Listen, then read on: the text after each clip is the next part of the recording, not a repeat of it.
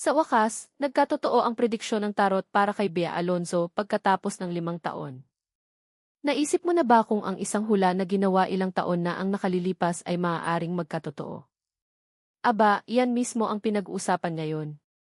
Ang pagbabasa ng tarot card para sa aktres na si Bea Alonzo noong 2021 ay muling naging viral matapos mapansin ng maraming netizen na ang isa sa mga pinakamalaking hula nito ay tila nangyari sa totoong buhay. Nagkataon lang ba ito? O isa itong hindi kapani-paniwalang hula na nanatili sa pagsubok ng panahon? Ating talakayin ang kamanghamanghang kwento na nagiging headline sa social media.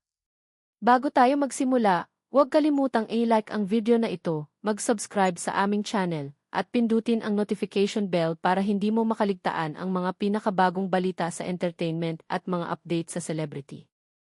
Ngayon, simulan na natin. Landis viral DP pagbabasa ng tarot DP nagbalik. Kasunod ng kasalang sibil ni Bea Alonzo sa negosyanteng si Vincent Co noong Hulyo 13, 2026, maraming tagahanga ang nagsimulang maghanap ng mga lumang panayam at video na nagtatampok sa aktres. Isang video ang mabilis na lumabas online. Ito ay ang vlog ni Bea sa YouTube noong Enero 2021, kung saan inimbitahan niya ang life coach, psychic counselor, at tarot reader na si Nikki Vizcarra para sa isang tarot card reading na nakatuon sa kanyang buhay, pag-ibig at sa kanyang magiging kasal. Noong panahong iyon, maraming manonood ang nasiyahan lamang sa usapan. Ngunit 5 taon ang lumipas, matapos opisyal na ikasal si Bea, nagulat ang mga tao nang marinig kung gaano kalapit ang ilan sa mga pahayag ni Nikki sa mga nakaraang pangyayari. Landis prediction is nakakuha ng atensyon ng lahat. Isang partikular na bahagi ng pagbabasa ang mabilis na kumalat sa social media. Sa sesyon, iniulat na sinabi ni Nikki kay Bea. Nakita niya ang isang civil wedding, bagamat mangyayari ito ng mas huli. Binanggit din niya na ang buhay may asawa ni Bea ay magiging masaya at matatag pagkatapos. Isa pang kawili-wiling detalye ay ang kanyang pahayag na kung mas maaga sanang ikinasal si Bea, maaaring may posibilidad na maghiwalay sila. Inilarawan din niya ang magiging asawa ni Bea bilang isang taong may gulang, matatag sa emosyonal, at taos-puso sa kanyang pag-ibig. Sa pagbabalik tanaw ngayon, maraming tagahanga ang hindi maiwasang mapansin ang mga pagkakatulad. Tunay ngang ikinasal si Bea sa pamamagitan ng isang sibil na seremonya. Ang kanyang asawa, si Vincent Co, ay kilala bilang isang matagumpay na negosyante at madalas na inilalarawan bilang may gulang at pribado. Ang mga pagkakatulad na ito ay pumukaw ng libu-libong komento mula sa mga netizen na muling bumisita sa lumang vlog. React din ay Nikki Vizcarra viral video. Sa isang eksklusibong panayam sa inamin ni Nikki na tunay siyang nagulat na ang kanyang lumang pagbabasa ay biglang naging isa sa mga pinakasikat na paksa online. Ibinahagi niya na sinimulan siyang message ng mga kaibigan matapos siyang makilala sa mga viral clip.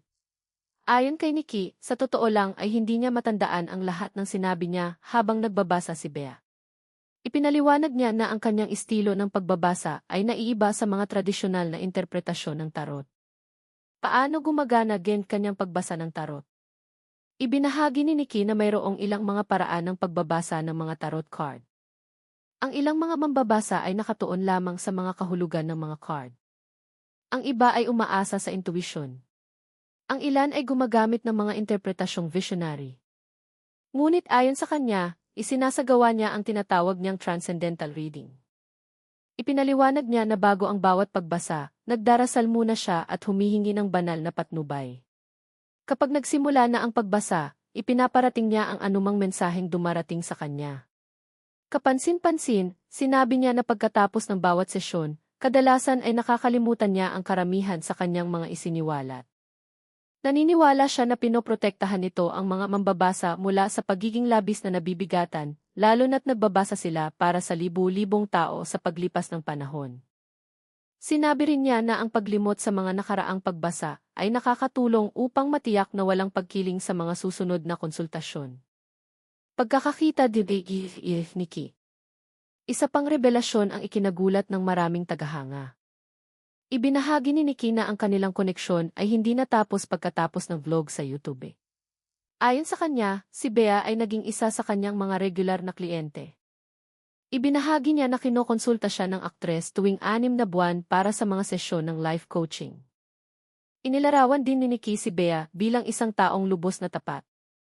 Binigyang diin niya na kahit na si Bea ay isang Kristiyano at madasalin na tao, nanatili siyang bukas sa pagtanggap ng life coaching at gabay. Ipinahayag ni Nikki ang pagpapahalaga sa pagpapakumbaba at katapatan ni Bea sa kanilang mga konsultasyon. Yan pagbasa bago kay Vincent Lee nagbumalik.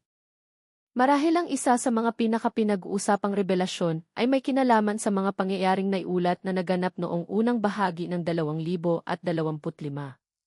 Inaangkin ni Nikki na ilang buwan bago muling nagkabalikan sina Bea at Vincent, nakakita na siya ng mga palatandaan sa mga tarot card. Ayon sa kanya, sinabi niya kay Bea na sa wakas ay darating na ang kanyang tunay na kapareha. Inilarawan niya ito bilang isang tao mula sa nakaraan ni Bea. Isang taong mayaman. Isang taong may gulang. Isang taong magiging the one. Sinabi ni Nikki na pinili niyang huwag ibunyag ang bawat detalye sa oras na iyon dahil mas gusto niyang hayaang natural na maganap ang mga pangyayari. Pagkalipas ng ilang buwan, naiulat na muling pinag-ibayo ni Bea at Vincent ang kanilang koneksyon na humantong sa kanilang kasal noong 2026. Yan positibong pilosopiya ni Nikki. Sa panayam, ipinaliwanag din ni Nikki ang kanyang personal na pamamaraan bilang isang life coach at tarot reader. Binigyang diin niya na iniiwasan niyang gumawa ng mga negatibong deklarasyon tungkol sa kinabukasan ng sinuman. Ayon sa kanya, naniniwala siyang ang paghula ng kasawian ay maaaring negatibong makaimpluwensya sa mga tao sa emosyonal na aspeto. Sa halip, mas gusto niya ang paghihikayat ng pag-asa, paggaling at mga positibong posibilidad.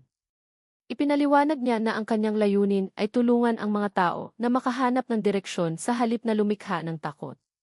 Para sa kanya, ang layunin ay hindi ang magtuon sa mga sakuna o negativity kundi ang magbigay inspirasyon sa paglago at emosyonal na lakas. Ibinahagi niya na natutunan niya ang pilosopiyang ito mula sa kanyang mga tagapagturo, pati na rin sa pagtagumpayan ng mga mahihirap na karanasan sa kanyang sariling buhay. Yan kanyang pang-araw-araw espiritual pagsasanay. Ibinahagi rin ni Nikki ang tungkol sa espiritual na disiplina sa likod ng kanyang trabaho.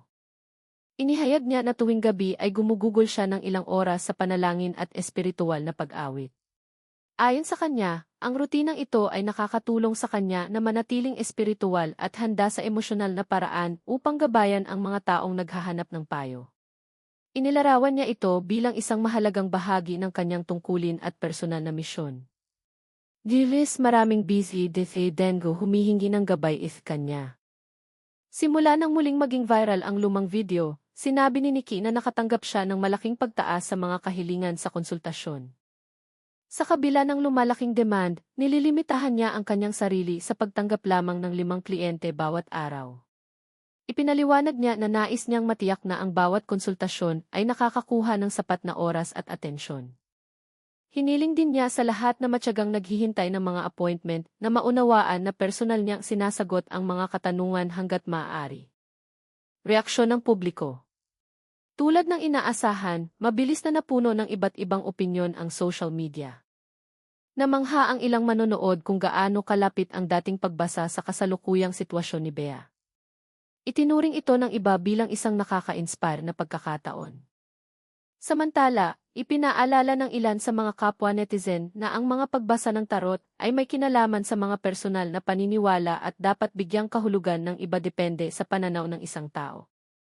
Anuman ang mga individual na opinyon, marami ang sumang-ayon na ang panonood ng 2021 vlog pagkatapos ng kasal ni Bea ay nag-aalok ng isang kawili-wiling pagbabalik-tanaw sa isang di malilimutang sandali. Naniniwala ka man sa pagbabasa ng tarot, intuition, o nakikita mo lang ito bilang isang pambihirang pagkakataon, isang bagay ang tiyak. Ang kamakailang kasal ni Bea Alonzo ay muling bumuhay ng isang usapan na nagsimula 5 taon na ang nakalilipas. Ang muling paglabas ng video ay muling nakakuha ng atensyon ng mga tagahanga na nagpapatunay na ang ilang mga kwento ay patuloy na pumupukaw ng kuryosidad kahit matagal na ang mga ito matapos mangyari. Habang sinisimulan ni Bea ang bagong kabanatang ito ng buhay may asawa kasama si Vincent Ko, patuloy na ipinapadala ng mga taga-suporta ang kanilang mainit na pagbati para sa kaligayahan, pag-ibig, at tagumpay sa mga darating na taon. At gaya ng dati, tanging panahon lamang ang makapagsasabi kung ano ang naghihintay sa hinaharap. Ano sa palagay mo? Naniniwala ka ba na ito ay isang kamanghamanghang hula, isang pagkakataon, o isang kawili-wiling kwento lamang na muling lumitaw pagkatapos ng kasal ni Bea? Ibahagi ang iyong mga saloobin sa mga komento sa ibaba. Kung nagustuhan mo ang video na ito, huwag kalimutang bigyan ito ng thumbs up, mag-subscribe sa channel, at on ang notification bell para sa higit pang mga trending na balita sa libangan, mga update sa mga kilalang tao, at mga nakaka-inspire na kwento. Salamat sa panonood at magkikita tayo sa aming susunod na video.